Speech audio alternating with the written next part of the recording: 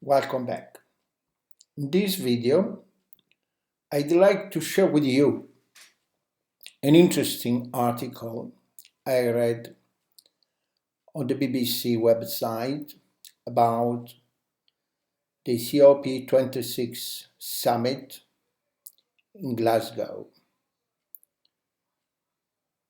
the climate conference.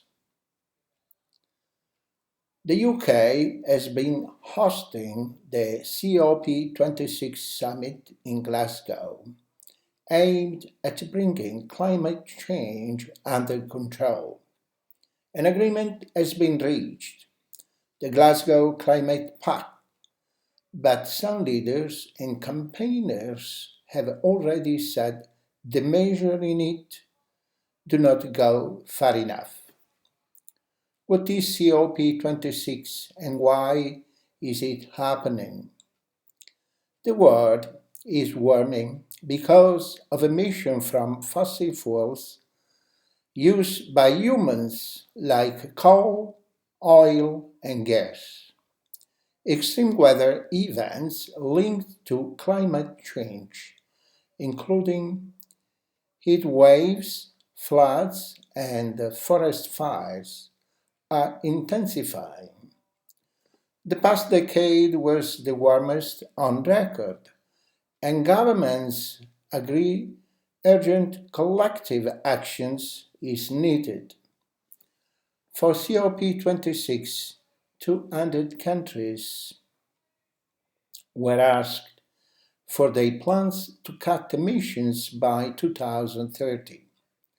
COP stands for Conference of the Parties, and this has been the 26th annual summit. Under the Paris Agreement in 2015, countries were asked to make changes to keep global warming well below 2 degrees centigrade and to try to aim for 1.5 centigrade in order to prevent a climate catastrophe. The goal is to keep cutting emissions until they reach net zero in 2050. What has been agreed at COP26? The pact asks countries to republish their climate action plans with more ambitious emissions reduction target for 2030 by the end of next year. The text emphasizes the need for developed countries to increase the money they give to those countries already suffering the effect of climate change beyond the current $100 billion target. Final push aims to strike new climate agreement. Why it matters? The agreement, although not legally binding, will set the global agenda of climate change for the next decade. Does it go far enough? The text on eliminating use of coal is weak and commit countries only to phase down of unabated coal. In other words, coal burning which is carried out without some form of carbon capture and storage. The previous draft has said phase out, but that was changed after the last-minute intervention by India and China. The agreement does still call for phase out of inefficient subsidies for fossil fuels. What else has been agreed in Glasgow? There has been a flurry of new announcements, including US-China cooperation. What is the announcement? In a surprise announcement, US and China pledged to boost climate cooperation over the next decade. Steps were agreed on a range of issues, including methane in emissions, the transition to clean energy, decarbonization. The joint declaration says both sides will recall their firm commitment to work together to achieve the 1.5 centigrade temperature goal set out in the 2015 in the Paris Agreement. Why it matters? As the world's two biggest CO2 emitters, an agreement between the US and China is seen as critical in keeping the 1.5 centigrade temperature rise threshold within reach. China has previously been reluctant to tackle its domestic coal emission in the short term, so this statement is seen as a recognition of the need for urgent action. Does it go far enough? Organizations, including government, including Greenpeace International, have welcomed the joint declaration. However, its executive director, Jennifer Morgan, also warned that both countries needed to show greater commitment to reaching climate goals.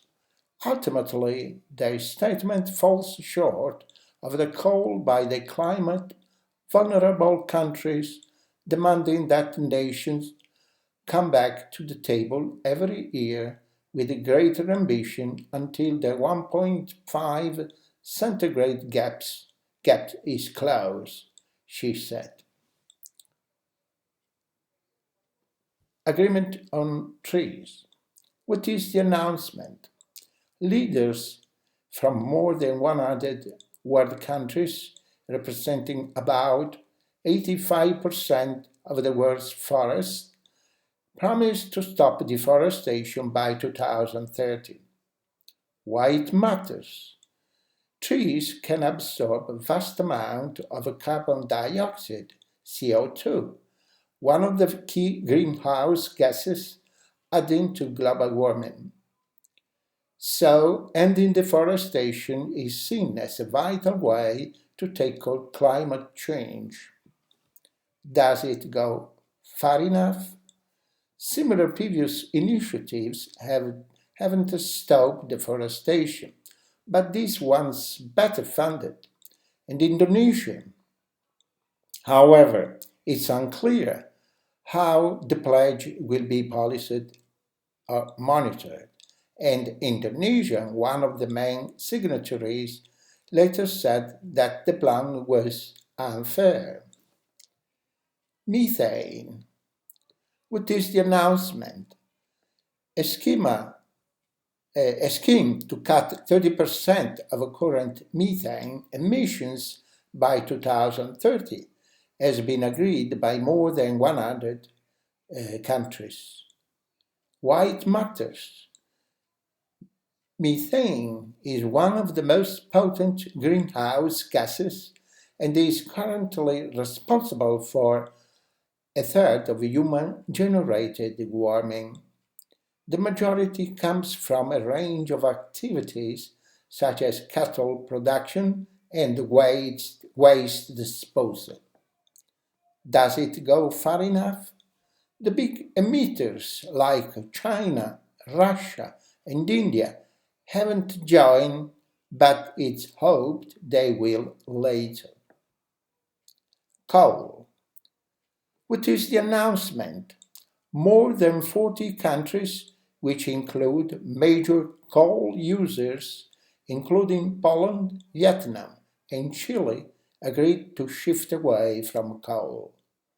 Why it matters? Coal is the single biggest contributor to climate change. Although progress has been made in reducing its use, it still produces about 37% of the world's electricity in 2019. Does it go far enough? Some of the world's most coal-dependent countries, including Australia, India, China, and the United States, haven't signed up, and the agreement doesn't cover other fossil fuels such as oil and gas. Money. Which is the announcement. Some of 450 financial organizations who between them control $130 trillion agreed to back clean technologies such as renewable energy and direct finance away from fossil fuel burning industries. Why it matters? The initiative is an attempt to involve private companies in meeting net zero targets and to commit them to provide finance for green technology. Does it go far enough? There is no set definition yet as to what net zero targets actually are. Also, some environmental organizations have said that without a greater commitment to ending fossil fuel finance, this initiative may amount to little more than public relation exercise. And that's, no, I'm sorry, I thought I finished the article, but there is some other, the last paragraph. How will countries be made to meet their pledges? For the most part, any commitment made at COP will have to be self-policed. Only a few countries are making their pledges legally binding. However, there is a hope that as the momentum towards net zero accelerates, it will encourage countries to keep up. It would be possible, in theory, to impose sanctions on countries that don't. But it could also be counterproductive or see nations withdraw from international agreements. The focus of a meeting like COP26 is to try to encourage every country to stay involved. Anyway, in my opinion, it was, an encouraging agreement on this terrible issue, climate change. Thank you for watching. See you next time. Bye-bye.